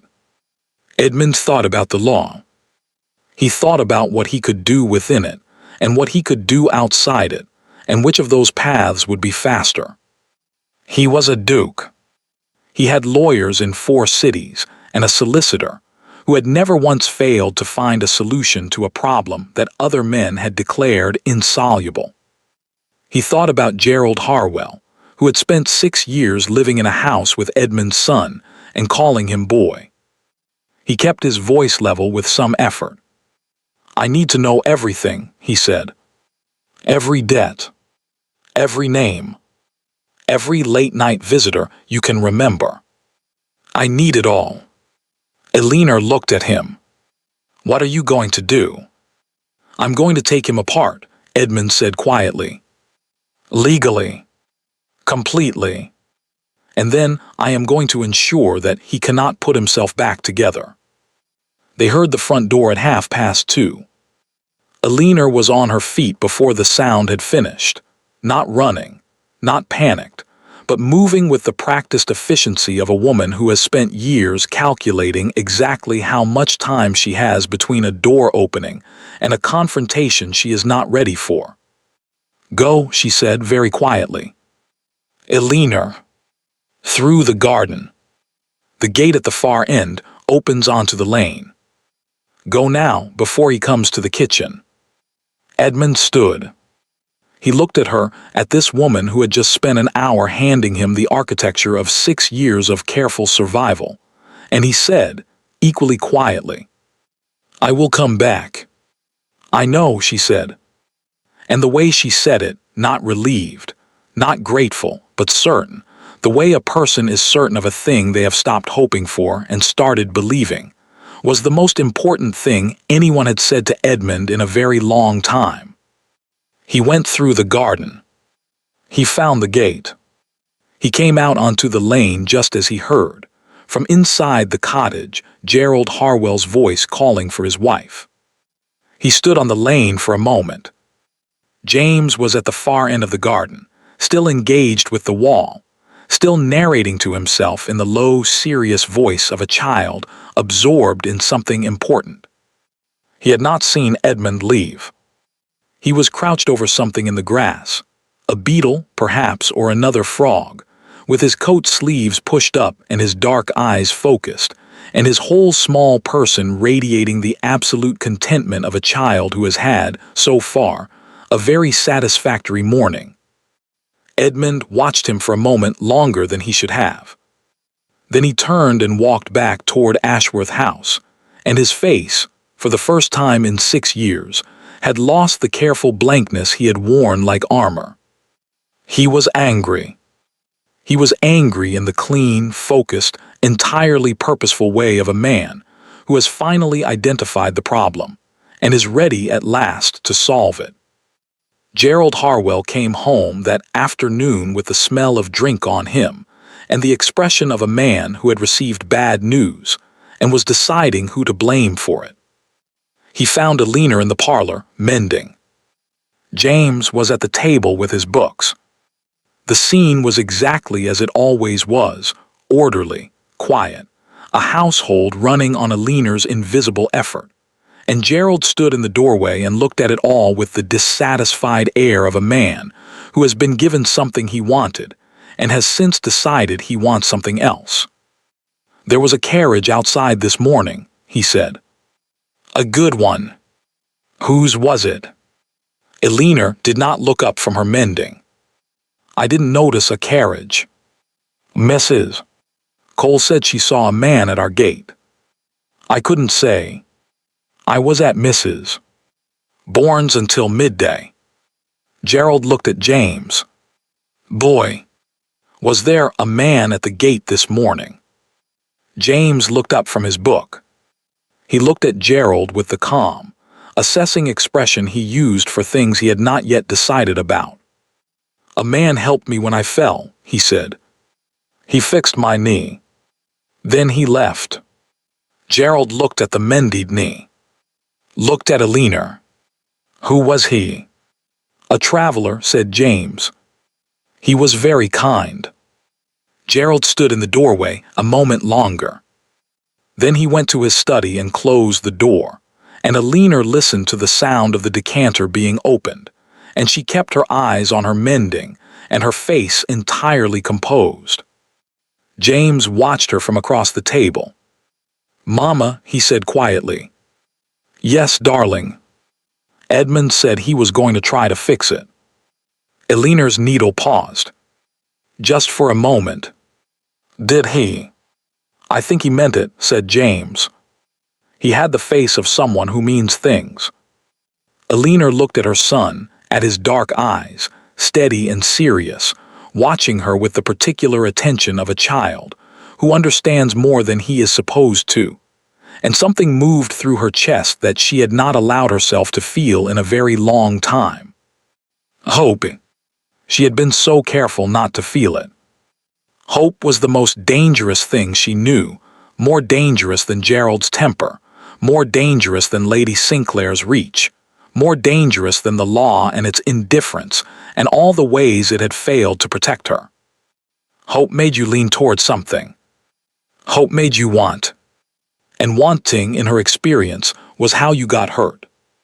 But her son was looking at her with Edmund's eyes and telling her that Edmund had the face of someone who means things, and she found, despite everything, despite 6 years of careful, disciplined, well-earned caution, that she believed him. She went back to her mending. In his study, Gerald poured a second drink and sat at his desk and stared at nothing. And after a while he reached for paper and a pen and wrote a short letter, 3 sentences, no more, and sealed it and put it in his coat pocket to post in the morning. It was addressed to London. To the firm, whose name appeared at the bottom of the letter Alina had found in the household accounts 3 years ago. And at the top, in Gerald's cramped, slightly unsteady hand, he had written 4 words that would, within 48 hours, reach a woman in a very good house in Mayfair who had spent 6 years believing she had thought of everything. "He is here. Sinclair." Lady Sinclair arrived in Ashworth on Monday morning. This was not, Edmund realized later, a surprise. He had written to her, carefully, strategically, a letter that revealed nothing while implying everything, designed to draw her out before she could fortify herself behind lawyers and distance, and the long-practiced composure of a woman who had spent 40 years getting exactly what she wanted. He had expected her to send an intermediary. A solicitor, perhaps. A carefully worded response. He had not expected her to come herself. But then, he reflected, he had perhaps underestimated how alarmed Gerald's letter had made her. And Lady Sinclair, alarmed, apparently preferred to manage things in person. She arrived at Ashworth House at 10 o'clock with 2 trunks, a lady's maid, and the expression of a woman paying a perfectly ordinary social call. She kissed Edmund on the cheek. She admired the house. She accepted tea. Edmund waited until the maid had withdrawn and the door was closed. Then he sat down across from his mother and looked at her, and did not say anything, and let the silence do its work. She lasted 4 minutes before she spoke first. This was, Edmund suspected, longer than most people would have managed. "You've been making inquiries," she said. Her voice was perfectly pleasant. Her hands were perfectly still. "I have," said Edmund. "About Eleanor. Among other things." Lady Sinclair set down her teacup. She looked at her son with the expression he had seen her use on tradesmen, on tenants, on anyone who had come to her with a grievance she had already decided was not going to succeed. Composed, faintly patient. The expression of a woman waiting for the other person to finish before explaining why they are wrong. "Edmund," she said, "whatever you have been told." "Thomas Reeve," he said. A pause. Very small. Almost invisible. But Edmund had spent 35 years reading his mother's face, and he saw it. "Thomas Reeve," he repeated, "signed a false statement. For £50. Which you paid him. Thomas Reeve is a man who left your service under questionable circumstances, and who has every reason to." "Dr. Alcott." Another pause. Longer this time. "Dr. Alcott told you, in August of that year, that Eleanor's confinement was expected in January. He told me the same. And then in October, his written report said something different. Dr. Alcott, who retired the following year and moved to the continent, where I understand he lives very comfortably for a man of his former income." Lady Sinclair said nothing. "The letter," Edmund continued. His voice had not changed. He was rather proud of that. "The one supposedly found in Eleanor's travel case. I have had it examined by a man whose entire professional life has been devoted to the analysis of documents. The paper, he tells me, was manufactured no earlier than 18 months before Eleanor and I married. The ink composition is consistent with a supplier in London whose stock Eleanor, who grew up in Shropshire and had no London connections before our marriage, would have had no reason to use. And the handwriting," he paused, "is not a match for any sample of Eleanor's correspondence in my possession. But it is an interesting match for something else."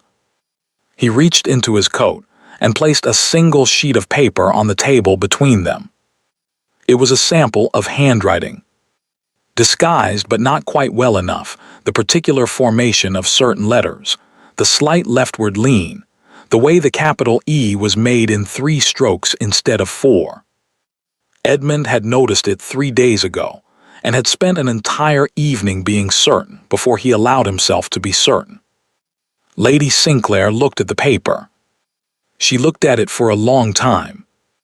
Then she looked up at her son, and for the first time in Edmund's memory, he saw something move through her face that was not composure. Not quite fear. Something older than fear and more honest. She had not expected him to find the letter. "I did it for you," she said. Edmund said nothing. "She was not right for you. She was not the match this family needed. She had no connections, no fortune, no. She was my wife. She was a mistake. A young man's mistake, made in haste, without proper consideration of what the Sinclair name requires. I spent 30 years building what this family is, Edmund. 30 years beside a man who was kind but not strategic, who would have let it all drift away on sentiment if I had not. She stopped. Gathered herself. I protected you. That is what I did. I protected you from a woman who would have diminished everything we are. You sent a pregnant woman into the rain, Edmund said. In October. Alone. She was not alone. Gerald. Gerald, Edmund said, and something shifted in his voice on that word, not louder, not harder, but different in a way that made Lady Sinclair go still. Gerald Harwell, whose debts you purchased. Gerald Harwell, whom you directed toward Eleanor when she was at her most vulnerable, in a village you had selected, through a widow you had primed.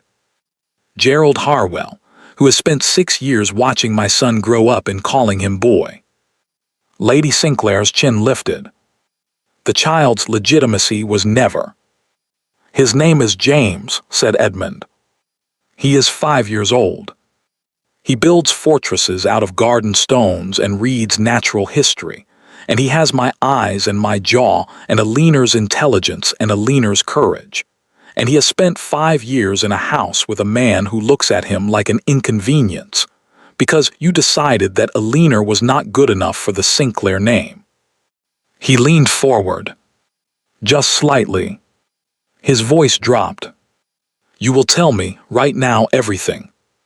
Every name, every arrangement, every favor called in and debt manipulated. Everything you know about Gerald Harwell's finances and his connections, and whatever hold you believe you still have over this situation. You will tell me all of it. And then you and I will discuss what happens next. Lady Sinclair looked at her son across the table. This son she had made, she had shaped. She had given everything she had to build into something worthy of the name he carried, and saw something in his face she had not seen before. He was not angry in the way she had seen him angry before. He was not the anger of a young man, hot and recoverable. This was something colder. Something final. She told him everything. It took 40 minutes. Gerald's original debt had been to a different firm entirely. A gambling debt, reckless and substantial, accumulated over 2 years of poor judgment and worse company. Lady Sinclair had purchased it through intermediaries 18 months after Eleanor's removal, by which point she had located Eleanor in Ashworth through a network of household staff and local contacts that Edmund found, as she described it, both impressive and nauseating. She had not arranged Eleanor's marriage precisely. She had, as Eleanor had suspected, arranged the conditions. Mrs. Patton had been a genuine widow, not a conspirator, but she had been a woman who owed Lady Sinclair a favor from 20 years previous, the nature of which Lady Sinclair declined to specify, and who had been asked simply to be kind to a woman in difficulty, and to mention, in due course, that Gerald Harwell was a man of reasonable standing who was looking for a wife. The rest had been Eleanor's own choices, made under pressure Lady Sinclair had engineered but not applied directly. This distinction appeared to matter to Lady Sinclair. Edmund did not find it meaningful. The hold over Gerald was financial. He owed the firm, which Lady Sinclair controlled through a series of intermediary arrangements, a sum that had compounded over 6 years to something well beyond his ability to repay. In exchange for forbearance, he had provided occasional intelligence. Eleanor's movements, James's development, anything that might indicate Eleanor was considering legal action or contact with Edmund. He had sent in 6 years 11 letters. Lady Sinclair had, until 3 days ago, considered the arrangement stable. When she finished, Edmund was quiet for a long time. He stood. He walked to the window. He looked out at the Ashworth garden, The bare trees, the grey sky, the ordinary English afternoon going about its business with complete indifference to the conversation that had just taken place inside. Then he turned around. "Here is what is going to happen," he said. "Gerald Harwell's debt will be settled. Not forgiven, settled, in full through my solicitor, with a legal instrument that releases him from all obligations to you or your firm. He will also sign papers relinquishing any claim to James, including the right to contest the boy's parentage or custody. In exchange, he will receive enough to clear his other debts and enough to leave Ashworth permanently. I will give him 1 week." Lady Sinclair opened her mouth. "I am not finished," said Edmund. "The firm will be wound up. I will handle this quietly, because a public dissolution would raise questions I prefer not to answer in a courtroom, and because the people whose money is in it are not all as culpable as you are. But it will be wound up. Within the month. Edmund, you cannot simply—" "I can," he said. "I have the documentation. I have Thomas Reeves' testimony. I have the letter analysis. I have Gerald Harwell, who will tell me everything he knows if the alternative is debtor's prison, which it is. I have enough, Mother, to ruin you publicly and completely. I am choosing not to do that." He paused. "Not because you don't deserve it, but because James does not deserve to grow up knowing his grandmother was exposed in a public scandal, and because Eleanor has had enough of other people's choices made on her behalf, and because I am tired, I am profoundly, irreversibly tired of this family treating people as pieces to be moved." Lady Sinclair sat very straight. Her hands were folded in her lap. Her face was composed in a way that took, Edmund could see, considerable effort. "And me," she said finally. "What happens to me?" Edmund looked at her for a moment. This woman who had made him, who had taught him to be precise and disciplined and unsentimental, who had loved him in her way, he did not doubt that, even now, even here, and who had used that love as the justification for something that had cost Eleanor 6 years, and James a father, and Edmund the one part of his life that had made the rest of it feel like it was for something. "You will go back to London," he said. "You will not contact Eleanor. You will not contact Gerald. You will not involve yourself, directly or indirectly, in anything relating to James.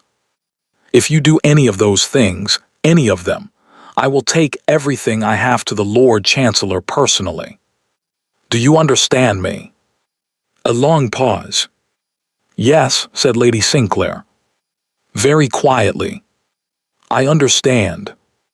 Edmund nodded. "You can finish your tea," he said. "Your carriage will be ready within the hour." He stood at the window and watched her carriage go down the drive, and he felt nothing for a moment. Just the particular blankness that follows the end of something large. Then he felt it. Everything he had held at bay for the duration of that conversation, controlled and set aside because control was what the moment required. It arrived all at once, not as anger but as something rawer. The 6 years. The morning in the study. Eleanor in the rain.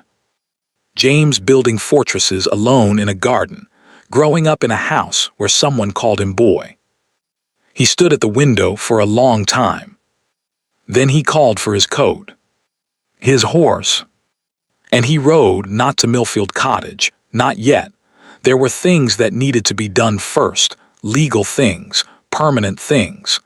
But out onto the open road north of Ashworth, where there was no one to see him and the wind was cold and the fields went on forever in every direction.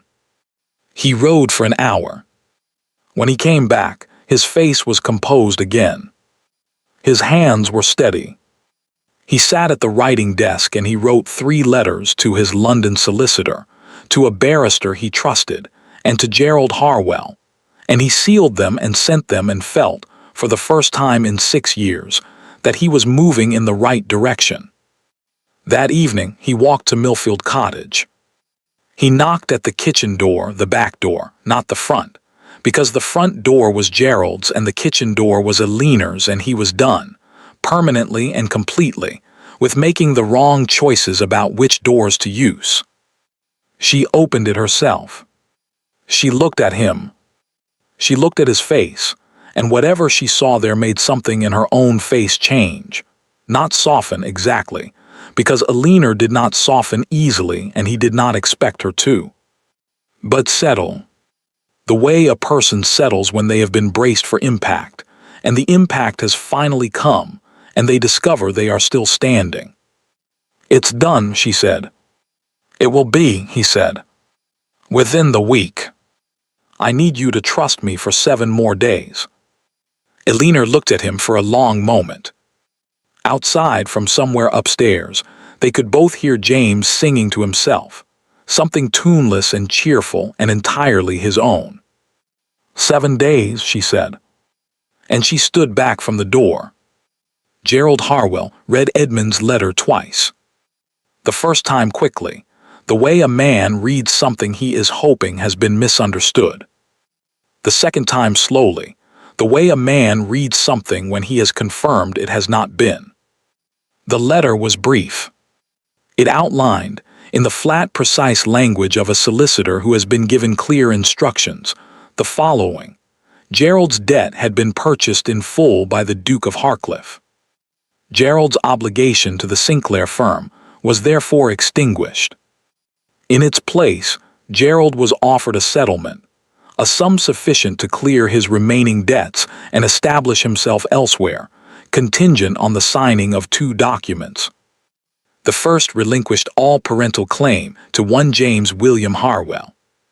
The second committed Gerald to permanent removal from Ashworth, with a radius of 50 miles, within 7 days. At the bottom, in Edmund's own hand rather than the solicitor's, was a single additional line: "If you decline, I will see you in court. You will not enjoy it." Gerald sat at his desk for a long time. He thought about the debt, which was real and substantial, and had been keeping him awake for 2 years. He thought about Edmund Sinclair, who was a duke with lawyers in 4 cities and the kind of face that suggested he said exactly what he meant. He thought about Eleanor, who had been looking at him lately with an expression he recognized as the absence of fear, which was considerably more alarming than fear itself. He signed both documents before lunch. He was packed by Thursday.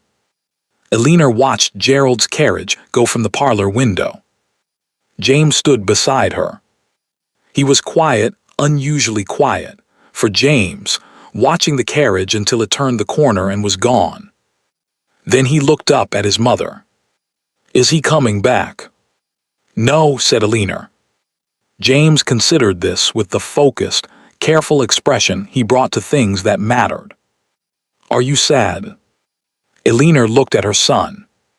She thought about what honesty meant at 5 years old and what it cost and what it was worth. "No," she said. "I'm not sad."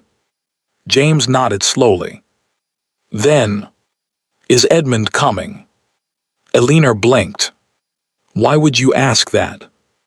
"Because he said he was going to fix it," said James, with the patient logic of someone explaining something obvious to someone who has momentarily forgotten it.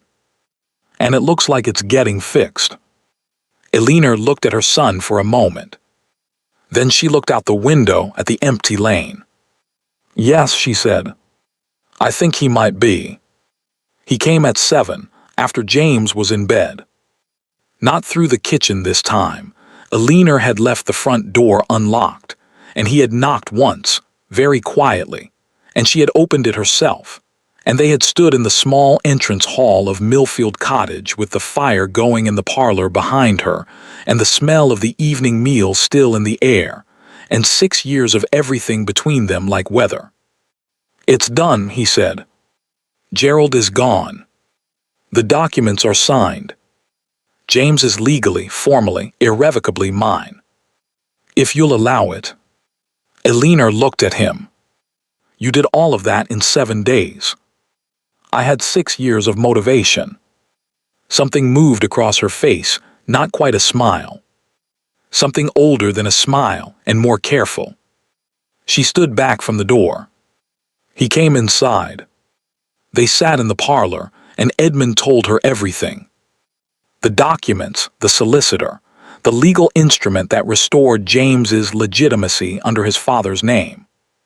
He told her about his mother, not everything, not all of it, but enough. Lady Sinclair had returned to London. The firm was being dissolved. There would be no public scandal, because Eleanor did not need a public scandal, she needed a life. Eleanor listened to all of it without interrupting. This was, Edmund had remembered, one of the things he had loved about her, the quality of her attention. She listened the way she looked at things, completely, carefully, without performing a reaction before she had finished forming one. When he finished, she was quiet for a moment. Then she said, "What do you want, Edmund?" He looked at her. "I want to ask you something. And I want you to know that whatever you answer, I will respect it. James is mine. That is not conditional on anything. His name, his future, his place at Harcliffe Hall if he wants it, all of that is settled regardless of what you say to me tonight. Do you understand?" "I understand," she said. "Good," he paused. "That night, in the study, when I told you to leave, when you walked out the door, I watched you go. From the upstairs window. I don't know if you knew that." Eleanor was very still. "I didn't. I stood at that window for a long time after the carriage left. And I told myself I had done the right thing. I told myself that every day for 6 years. And I was wrong. I was so entirely and catastrophically wrong. And I cannot give you those years back. And I cannot undo what I did, and I know that. But I need to ask you." He stopped, looked at his hands, then at her. "Is there anything left? Of what we had? Is there anything I haven't destroyed?" It was not quite a question. It came out too raw for a question. Eleanor looked at him for a long time. The fire crackled. Somewhere upstairs James shifted in his sleep, one thump, the sound of a small boy turning over and then silence. "I painted your portrait," she said finally. 3 years ago. From memory and a miniature I kept in the lining of a glove. I told myself it was for James, so he would know what his father looked like." She paused. That was partly true. Edmund looked at her. He did not speak. He understood, from 35 years of being a precise man, that this was not the moment for speaking. "I am not the same person I was," Eleanor said. 6 years ago I was younger than I knew. I am not angry at her, that younger woman, for loving you the way she did. But I am not her anymore. And what I might feel now, what might be possible now, would be different. Slower. Less certain." "I know," said Edmund. "You would have to earn it." "I know. It might take a long time." "Eleanor," he said very quietly, "I have been patient about exactly nothing in my entire life. I am willing to learn." She looked at him for a moment longer. Then she stood and went to the shelf above the fireplace and took down something small, a miniature in a plain frame that she had carried in the lining of a glove from one life to another. She held it out to him. He took it, looked at it, his own young face, painted the year they married, the year everything had briefly been exactly what it should have been. "Keep it," she said. "I have the other one now." James came downstairs at 6:30, as he always did, and found Edmund sitting at the kitchen table. He stopped in the doorway, looked at Edmund. looked at his mother, who was at the stove, whose back was turned but whose shoulders had the particular quality of someone trying not to smile. Looked back at Edmund. "You stayed," he said. "I slept in the guest room," Edmund said, because this seemed important to establish. James appeared completely uninterested in this detail. "Are you staying for breakfast?" "If that's all right." James came to the table and sat down with the comfortable authority of a child in his own kitchen. "It's all right," he said. "I usually tell Mama about my dreams at breakfast. You can listen if you want." "I would like that very much," said Edmund. Elinor set porridge on the table. She sat down. The three of them sat in the kitchen in the early morning quiet, and James told them about his dream, something elaborate involving a castle, a frog who turned out to be a general, and a battle strategy that James considered quite sound. And Edmund listened to every word, and Elinor watched Edmund listen, and outside the window the morning came up gray and ordinary and entirely sufficient. Edmund had visited every day for 3 weeks, sometimes for an hour, sometimes for the whole afternoon. He had helped James build a new fortress, a more architecturally sophisticated one, with a proper gatehouse. He had read 2 chapters of the pirate book. He had walked with Elinor along the eastern lane on 4 occasions, and they had talked carefully, slowly, the way people talk when they are rebuilding something from the foundation and want to do it right this time. On a Sunday afternoon, while Elinor was inside and Edmund and James were in the garden, James set down his stick and looked at Edmund with the focused, preparatory expression of a child who has been working up to something for some time. "Are you my father?" he said. Edmund was quiet for a moment. He had known this was coming. He had thought about it carefully, because James deserved careful thought, and because the wrong answer, or the right answer given badly, was something Edmund was not willing to risk. "Yes," he said. "I am." James absorbed this with the same focused calm he brought to everything. "Why didn't you live with us?" "Because I made a very serious mistake," Edmund said. "And by the time I understood it, I didn't know where to find you. But I looked. And when I found you, I came." This was not, strictly speaking, entirely accurate. He had not been looking, he had stumbled. But James was 5, and the emotional truth of it was real, and Edmund had decided that emotional truth was the kind that mattered most at the beginning. James thought about it. "Did you know about me before you found me?" "No," said Edmund. I didn't know you existed. And I am very sorry for that. Not knowing is not an excuse, but it is the truth." James looked at the fortress, then at Edmund, then back at the fortress. "Mama says the truth is always better than a comfortable lie," he said. "Even when it's hard." "Your mother is right," said Edmund. "She usually is," said James.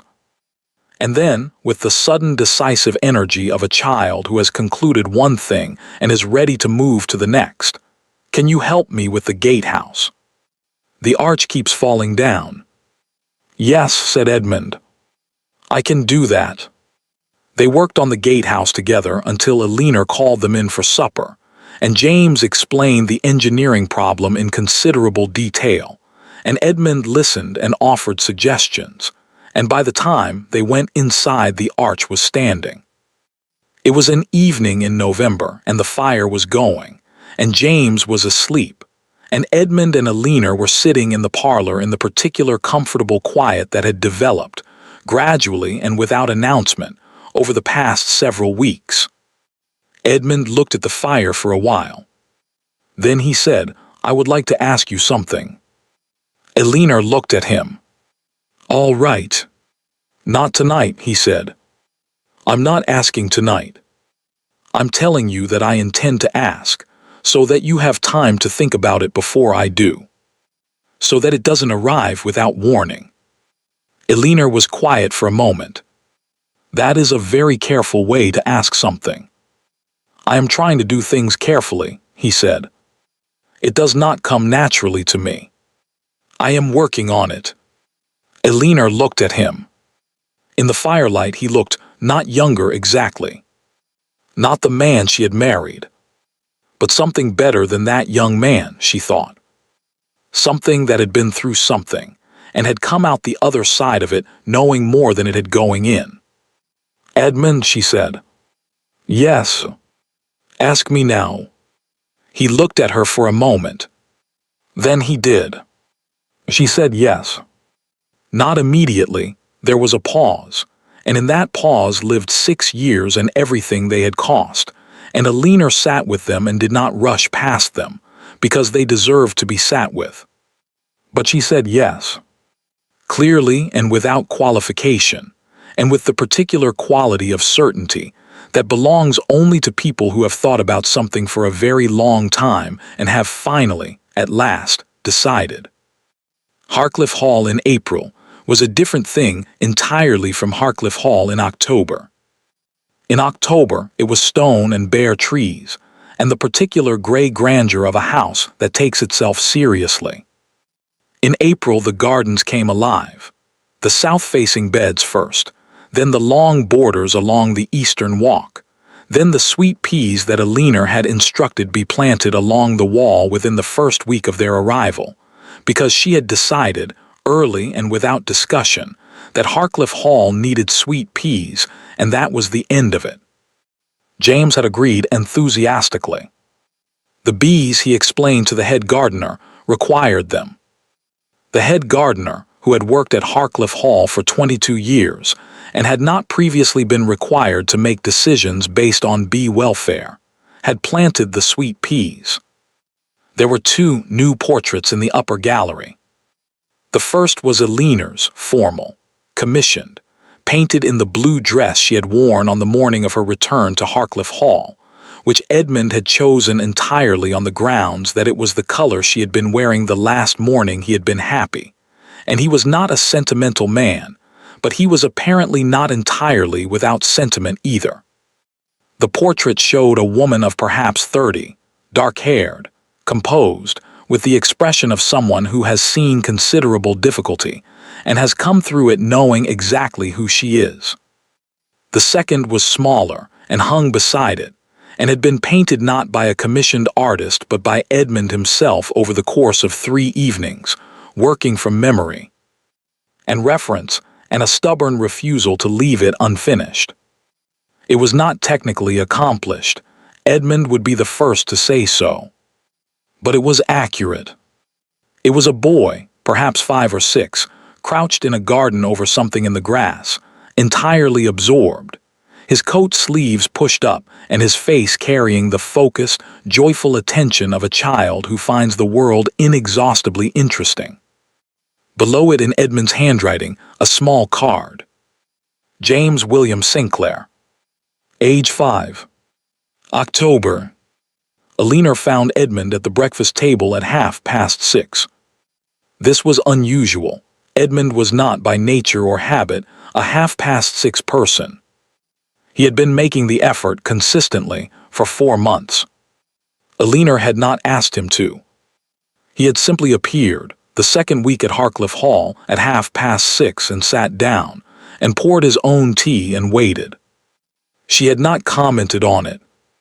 Some things did not need to be commented on.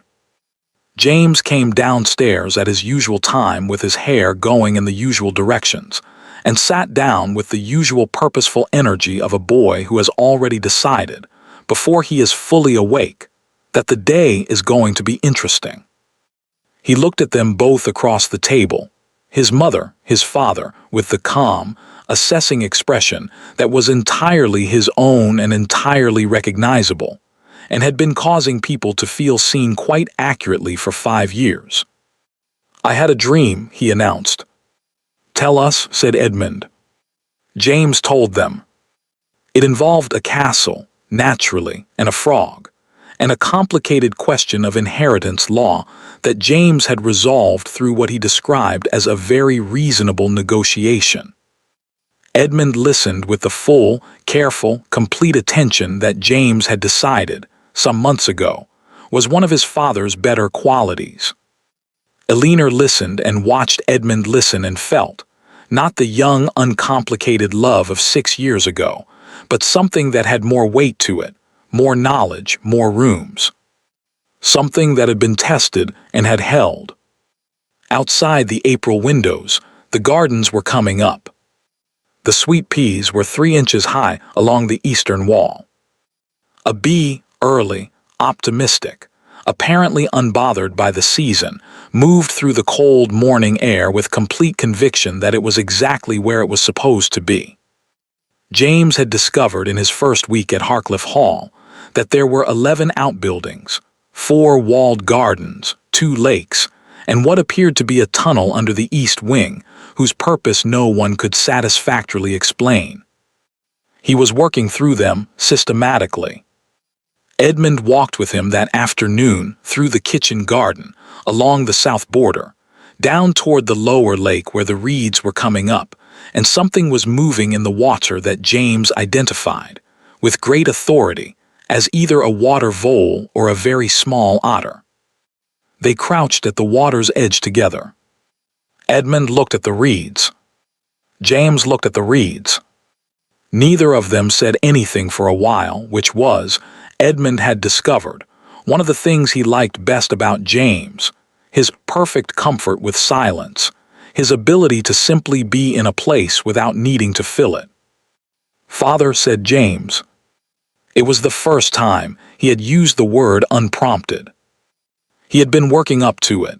Edmund had watched him working up to it, with the same focused, careful preparation he brought to everything that mattered, and he had clearly decided that the lake was the right moment. Edmund kept his eyes on the reeds. "Yes. Do you think it's a vole or an otter?" Edmund considered. "Vole," he said. "The movement is too quick for an otter." James nodded seriously. "That's what I thought." They stayed at the water's edge for another 20 minutes.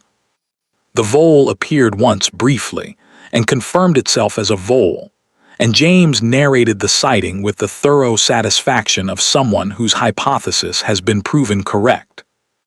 Edmund listened to every word. On the walk back, James took his hand. Not dramatically, not as a moment, just practically, the way a child takes a hand on uneven ground, without ceremony or announcement. Edmund held it carefully. He did not say anything. There was nothing to say that the afternoon had not already said better. After James was in bed, 2 chapters of a new book, this one involving a boy who discovers a door in his garden that leads somewhere unexpected, which James considered extremely plausible. Edmund and Eleanor stood together at the window of the upper sitting room, looking out over the gardens in the last of the April light. The sweet peas were doing well. The east border was coming up. Somewhere down by the lower lake a heron stood in the reeds, with the permanent patience of a creature that has decided the best strategy is simply to outlast everything. "He called me father today," Edmund said. "I know," said Eleanor. "He told me at supper." Very casually, as if it were something he had always done. "He's like you," Edmund said. "He does important things without making them into occasions." Eleanor was quiet for a moment. "He's like you too," she said. "The way he focuses. The way he gets very still when something matters." Edmund looked at her. She was looking at the garden, her profile clear against the last of the light. The woman who had walked out of his house into the October rain and had not broken, and had not waited, and had not kept a candle in the window, and had built something out of what was left and had been still standing when he finally, far too late and exactly in time, came to find her. "Eleanor," he said. That night, when you left, you said I would understand one day." and that on that day you wouldn't be waiting. She turned to look at him. You weren't, he said. You weren't waiting. You had built a life and you were living it. And I came and asked you to dismantle it and start again, and you said yes. And I need you to know, he stopped. I need you to know that I understand what that cost, and that I will spend however long you give me making sure it was worth it. Eleanor looked at him. Then she looked back at the garden. It was already worth it, she said. James called you father today. Edmund said nothing. There was, again, nothing to say. She leaned her shoulder against his. He put his arm around her. They stood at the window while the light finished and the garden went dark and the heron, presumably, continued its infinite patience down at the lake.